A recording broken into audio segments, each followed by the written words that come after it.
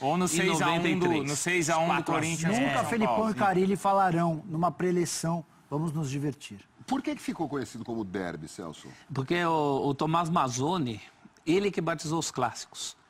Então o derby... Jornalista, Tomás Mazzoni, jornalista da Gazeta Esportiva, morreu em 70, até um pouco antes da Copa. Ele, para cada clássico, ele deu um nome. O derby é a principal corrida de cavalos. Sim. E ele considerava Corinthians e Palmeiras o principal entre os clássicos. Legal. Então é o jogo dos jogos, né? Assim como a corrida das corridas. Mas aí, é o sabe derby. o que eu acho que é, professor? Nenhum técnico vai falar para se divertir, sabe por quê? Porque o torcedor não quer se divertir no derby. O torcedor quer ganhar. Mas no Sansão quer se divertir? Depende. Por que no Sansão vale No derby não quer se divertir. Você acha que alguém no derby quer se divertir? Palmeirense que vai ao Allianz não gostaria de ver o time esmagando o adversário, amassando. Não, ele não quer, ele quer ganhar. Mas atenção, o derby se aproxima muito dos jogos de outros estados em que você só tem os dois grandes. Aqui você tem mais grandes. Mas isso vale para o Corinthians. Quando eles se encontram... Santista não. Olha, e outra coisa, diversão talvez seja uma palavra exagerada, né? Jogar com alegria. Sim. Diversão parece que você vai entrar lá para ficar rindo. O Globetrotter, né? Não é isso.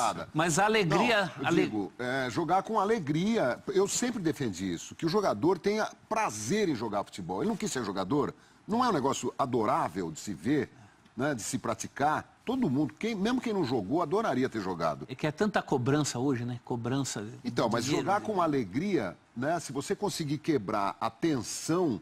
Né? O medo de perder que tira a vontade de ganhar, eu acho que já é uma grande coisa. Né? A diversão não pode ser confundida como vamos jogar de qualquer jeito, se a gente estiver tomando de 4-0, a gente continua atacando e jogando, sabe? Continua, irresponsavelmente. Não quer dizer irresponsavelmente, na minha Mas opinião. o derby, você tocou na palavra tensão.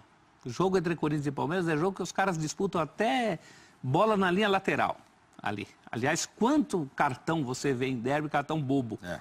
2 expulsos por causa dessa faísca que sai. E a única coisa que ameniza isso no jogo para um time ou para o outro é as coisas começarem a dar certo para você. Sim. Então, esses derbys... E tem outra coisa, derby só tem alegria para um lado também. Difícil um jogo franco, os dois jogando bonito, você falar assim, poxa, que jogo bonito. Eu tenho poucas lembranças de derby assim. Tenho lembranças de derby amarrado... e de jogos em que tudo dá certo para um dos lados. Eu fui no Corinthians e Palmeiras, o primeiro jogo que eu fui no Morumbi na vida, Sócrates e Palinha, foi 3-0 para o Corinthians. Fazia anos que não se via isso antes e ficou anos sem se ver depois.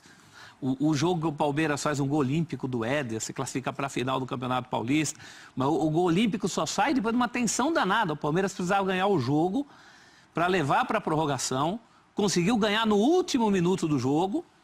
Aí que tem gol olímpico, vitória por 3-0 com mais 2 na prorrogação. Mas teve 90 minutos de tensão antes disso. Então, alguns jogos são menos afeitos a essa alegria. O derby é um deles. Complicado.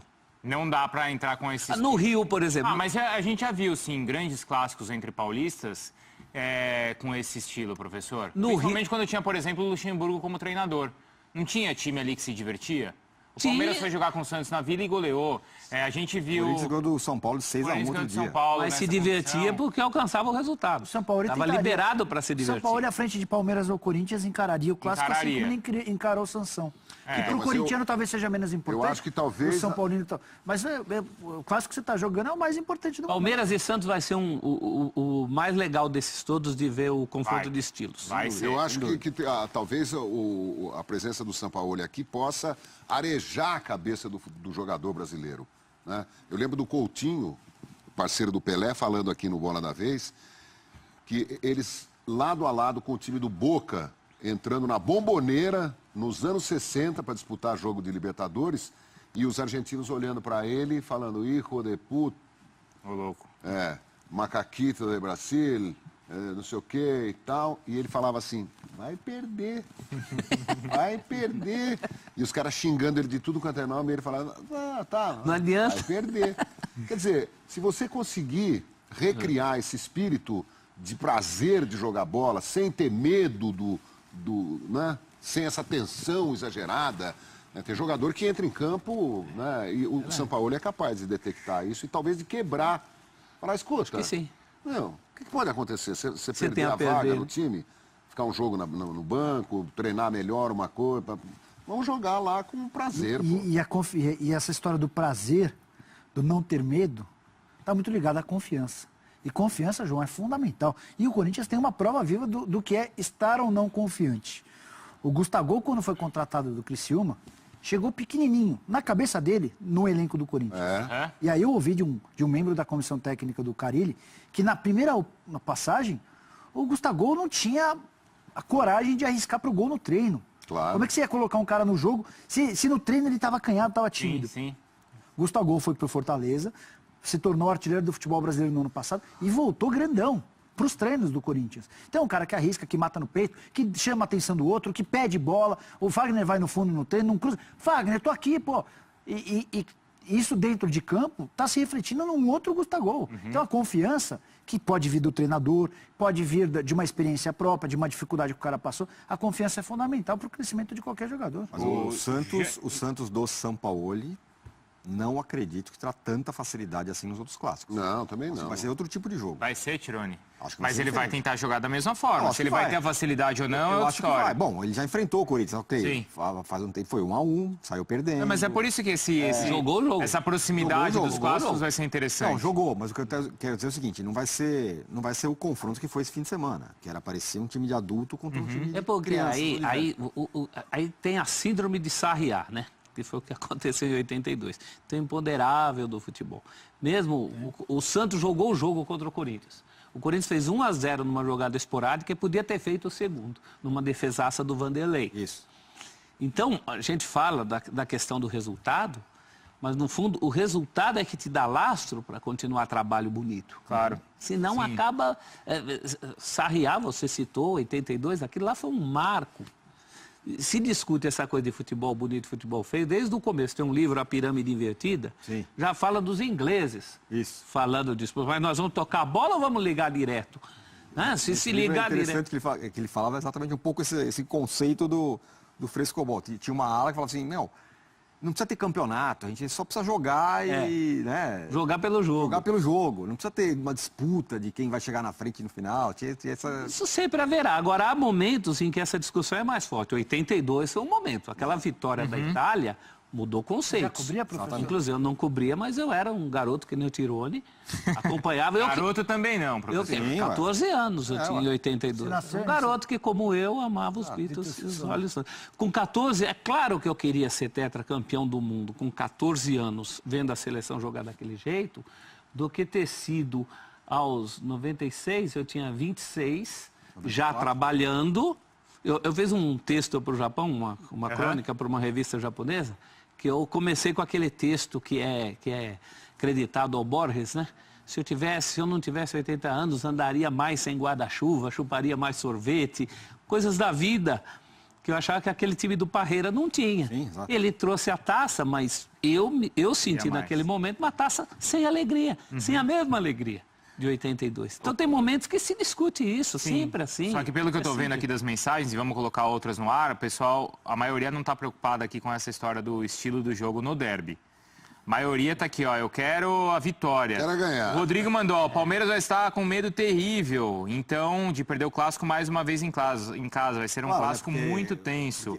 Porque a vitória é um argumento muito forte, né? Você pode falar, a gente chutou 200 bolas na trave, o seu goleiro pegou tudo, e o cara fala, nós ganhamos de 1-0, tchau. E outras aqui, ó, teve um que mandou, professor, explica pra eles o que é o derby, não tem essa de jogo bonito, a gente quer vencer de qualquer jeito. Tem mais mensagens aí? Vamos colocar. Não, ninguém tem dúvida que o torcedor quer ganhar, mas é uma coisa muito pessoal também. O cara quer sair no dia seguinte e não quer ser gozado e quer gozar o outro. Quer dizer, é um jeito de encarar o futebol que não me agrada. É mais um alívio do que uma alegria. Ganhando, né? Não vou ter que bem por aí. É evidente que o Palmeiras tem mais time, mas por ser início da temporada, os jogos ainda estão em ritmo lento. Assim, acredito que seja um jogo com um placar apertado, embora exista um certo favoritismo. Massacre não deve ocorrer. O Bruno Bonucci mandou que vai ser jogo sofrido. No final do segundo tempo, o Corinthians faz o gol e sai com a vitória. Assim é o Corinthians. Nesse derby, sempre o time inferior é o que ganha. Também não é verdade, né? Não é sempre, mas é frequente. Acontece, é verdade. Desde 2017, o Palmeiras vai massacrar o Timão e até agora nada. O jogo do título de 2017 foi no mesmo clima de agora. Mas ali era na Arena Corinthians. Eu acho que a forma como os dois treinadores encaram jogos desse jeito, acho que ajuda muito a não ter uma possibilidade de massacre. Vai dar muito pouco espaço, né? Vai ser o jogo, às vezes vai ser o não jogo, vai ser o jogo que você ganha espaço ali centímetros, eu acho que é assim. E a dedicação do time do Corinthians, sabendo da superioridade técnica do Palmeiras, vai ser igualzinha a do Santos contra o São Paulo. O time vai se entregar de corpo e alma durante 90 minutos, então vai ser difícil para o Palmeiras. O Palmeiras vai ter que usar todo o seu arsenal de técnico e tático para conseguir confirmar o seu favoritismo. Se é que há um favoritismo, né? Porque é clássico, enfim. Não nos esqueçamos que só tem Carille e só tem Corinthians, principalmente por causa de um derby. Corinthians e Palmeiras que é expulso o jogador errado, né? Que a vantagem do Palmeiras também era enorme. Não, o Corinthians ganha aquele jogo na arena num contra-ataque. Um homem a menos, jogando um homem a menos. Que o jogo se transforma, né, professor? Que o jogo era a reserva do Casim naquela época. Exato. Inclusive naquele jogo ele entra no finzinho para fazer o gol. O Casinha que jogou, e jogou bem o Casinha. Jogou, professor? Foi uma exceção. Jogou, mas estava 0-0. Aí entrou o jogo. Mas com 10 homens, né? O BB Debate está nos Trending Topics, entre os assuntos mais comentados. É o João. É o João. Claramente. Tem um que está em primeiro lugar, Janeiro tá acabando e eu.